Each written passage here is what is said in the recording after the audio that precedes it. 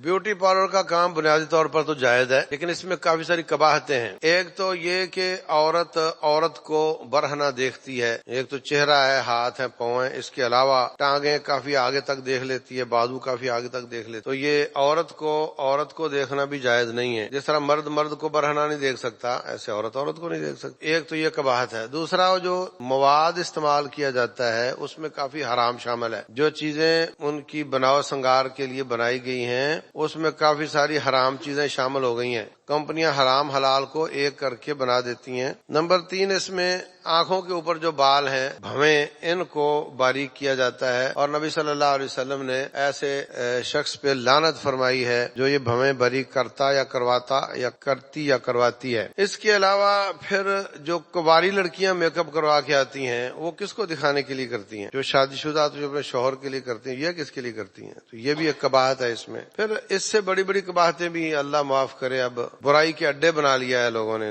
इसलिए इतनी चीजों से बचकर इस कारोबार को चलाना मुश्किल है। तो बुनियादी तौर पर जायज है अगर इन सब चीजों से बचा जाए।